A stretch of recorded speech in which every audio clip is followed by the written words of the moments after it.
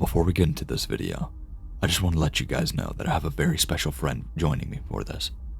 Make sure to check his channel out after this. Let's begin.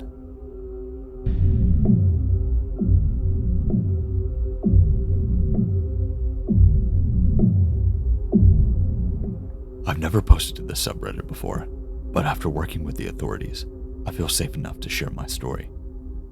For context, I, female 20, started an OnlyFans account over the summer just to support myself through school, and things were great until I posted my Amazon wishlist.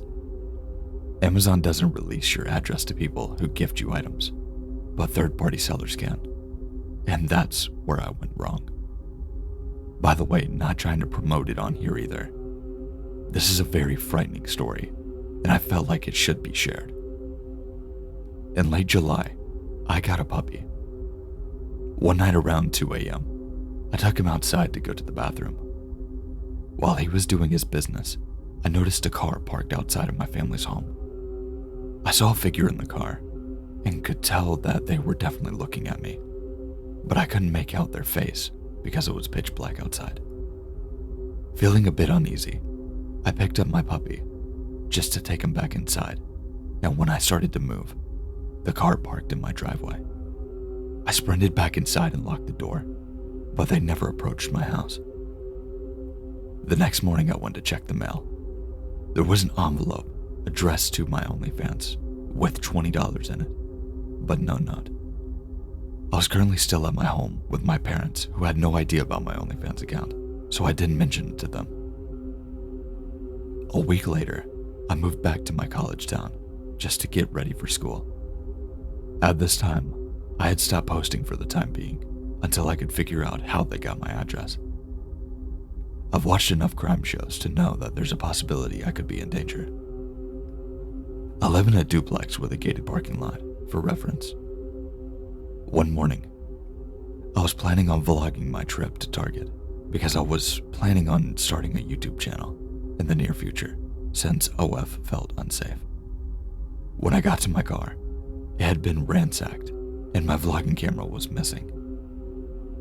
I know it's my fault for leaving it in the car, but I was using it the night prior, and since I have a gated area, I didn't think I would be unsafe. It wasn't in plain sight either.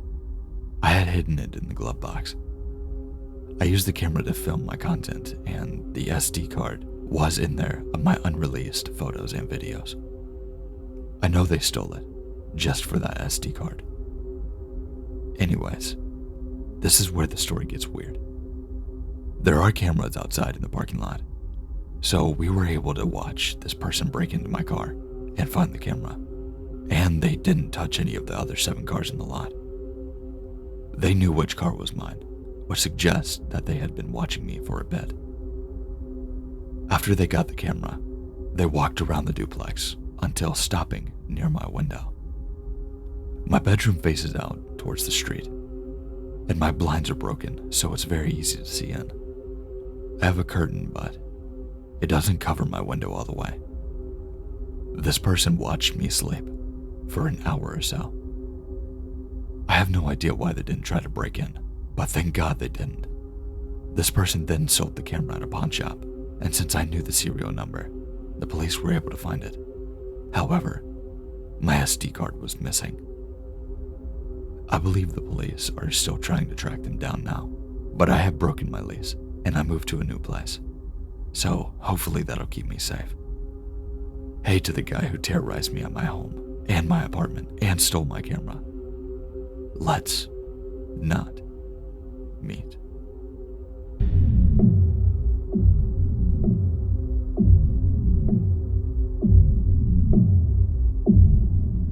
This was back around 2004, when online dating wasn't as prevalent as it is now. I had met and gone on a few dates with local guys, but nothing had come of it. One evening I was searching, and I happened upon someone who was my age and had almost identical tastes in music and hobbies and interests as me. I messaged him and we started chatting. He seemed interesting enough, and so we agreed to meet up for coffee downtown. I didn't notice anything off-putting as we ordered our coffee and hung out for a little while. We talked about mundane things, and I found out he was a medical student at a local university. He seemed like a normal guy until after we finished our coffee and he wanted to go for a walk around the city. It was around this time that I noticed his demeanor started to change. He seemed to grow tense and he got this gleam in his eye. He kept rubbing his hands over his thighs as if to dry off sweaty palms. He got very quiet. I started to get nervous. I noticed that in our strolling, he was leading me further and further away from the populated downtown area. My attempts to continue conversation were met with half responses and mumbles from this now heavy-breathing, increasingly weird-acting guy. I suggested that we needed to go back toward downtown, and I turned and started to go back the other direction. And he reached out and grabbed my arm. No, wait. He half breathed, half mumbled. "We need to sit down. There's something important I need to tell you." Alarm bells were going off in my head like crazy.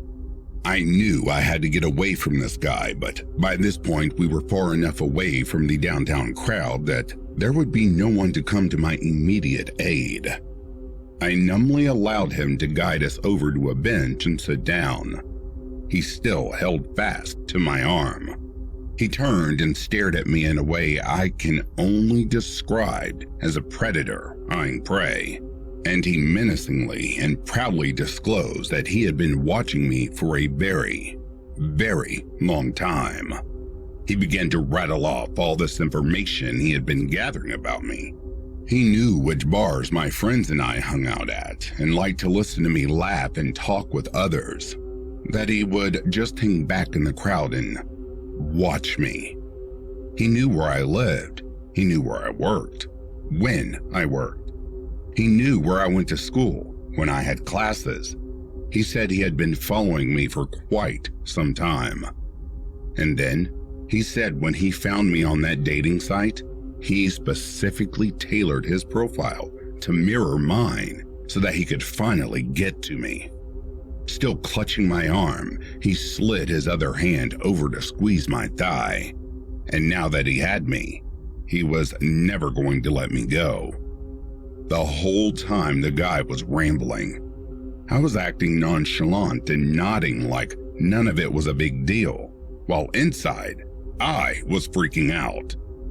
I suddenly had pulled out my phone and was texting guy friends that I was in danger and I needed immediate help. One of them responded that he was in the area and he raced over to where I was.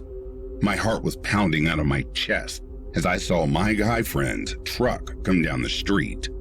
I waited until he was close enough for me to reach, and I ripped myself away from the grip of the creepy guy beside me and started to run.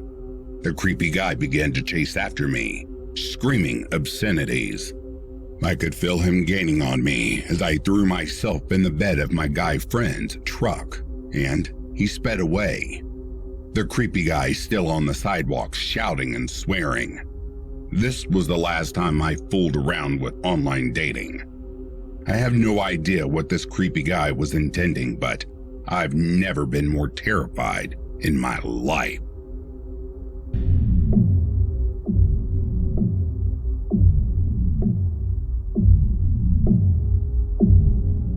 This happened last Friday, and I'm still stumped.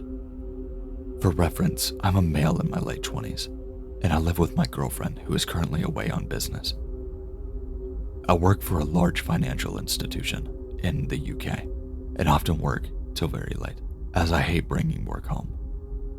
For some background info, we bought our current house a few weeks ago, and during the move in the process, I was away with work, leaving it down to my partner and a few friends. My car has also recently had a complete electronics failure, so we were down to just using her car. The house itself is located in a small gated community off of the country road on the outskirts of the upmarket town in the UK. It's surrounded by woodlands, And if you didn't live there or know somebody who does, chances are you've never even heard of it. In a total, there are about 8 houses in the community, and the main gate gives access to the first 6, where my house is located. And then there's a further 2 gates at the top of the road, which lead to 2 very large mansions.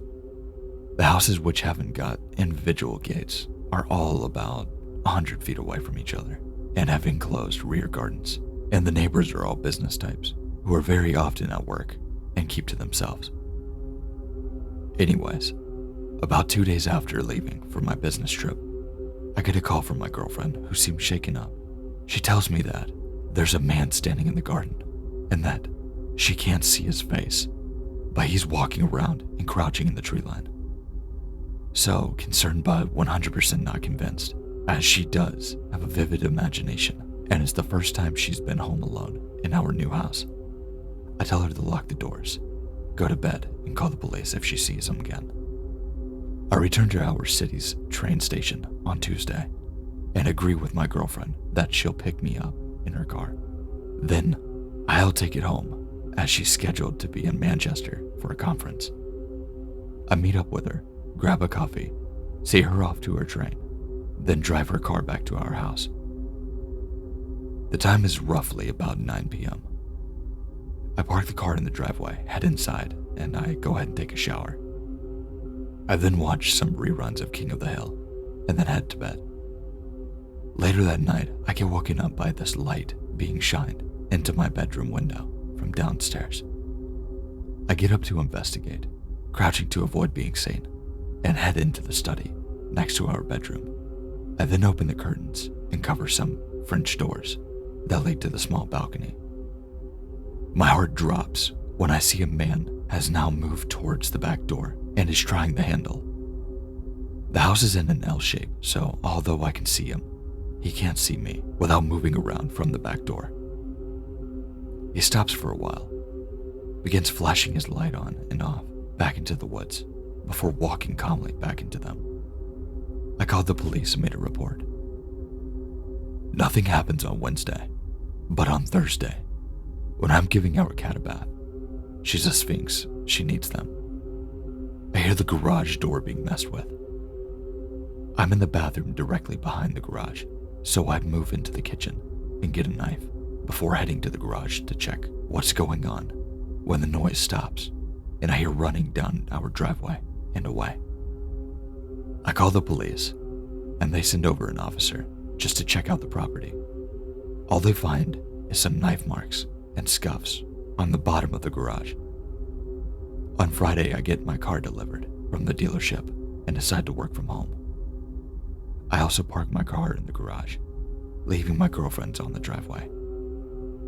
At around 11 p.m., I'm in the upstairs study, listening to some music and working, when I find myself freezing.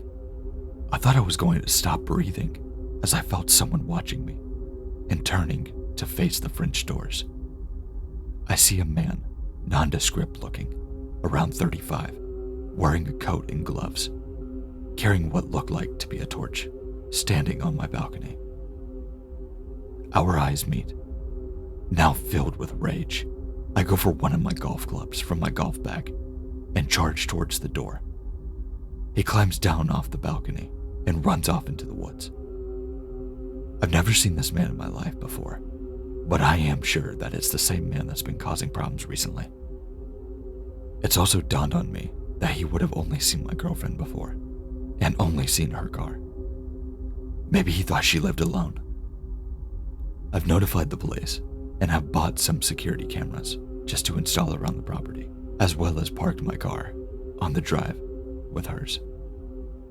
We don't know who he is or why he's doing this, but we're hoping it won't happen again. Update. Sorry for the amount of times that this has lapsed since I posted this originally. Life has been hectic, and in all honesty, these events have become more personal and traumatic, which has resulted in us searching for a new home. Luckily, we have cleared our small mortgage by marking as many payments as possible down, so we were able to get out. But due to the lockdown situation here in the UK, our search has been put on hold. Unfortunately, our cat is missing and has been missing for about 4 months. She was only 2 years old, but unfortunately we didn't hold out much trying to find her. Around 2 months ago, I returned home to find her collar placed on our outdoor step. I believe this is to be an antagonistic move by the person/people who have targeted us. I have since changed my car due to continued electronical issues and software issues, and have had the new car damaged. I have also had a number of plates unscrewed and placed inside our hot tub at the rear of the property. A high-powered laser has also been shined from the woods behind our house into the living room on evenings. I have some footage of a figure just moving around in the woods in the evening, but it's not too clear.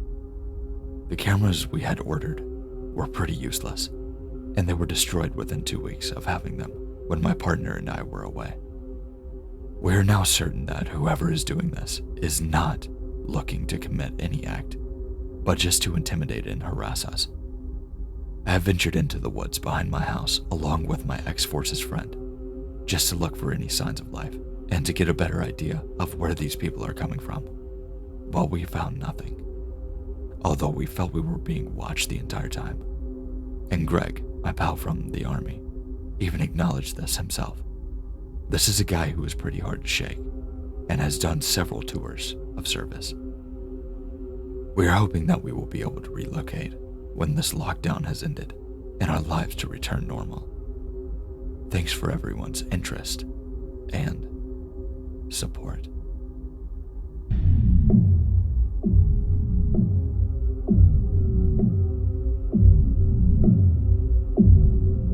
Thanks for watching. I really hope you enjoyed it. If you've stuck around this long, please do me a solid and go check out Back to Ashes. He's got a lot of good content. And if you liked his voice and you like voices with like a lot of depth and bass, I'm telling you, you're going to love his channel. He does a lot of sleep stuff, and he does like really long compilations and stuff like that. I've known him for a while now, and he's definitely such a sweetheart. I really appreciate this, man. It really does mean a lot having you on my channel, especially somebody that that definitely has a deep voice like me. But I'll put his links in the description, along with my Twitter, Instagram, everything like that, including my Gmail if you would like to submit a story. I've got a lot of content and a lot more coming. Possibly, maybe a lot more with Back to Ashes, maybe. That's up to you guys. Go show him some love, by the way. Make sure that he knows that I sent you. But with that being said, stay safe, stay scary, and I'll see you in the next one. But for real, guys, make sure to go check out his channel. I'm telling you, you'll like it a lot. I do. Okay, bye.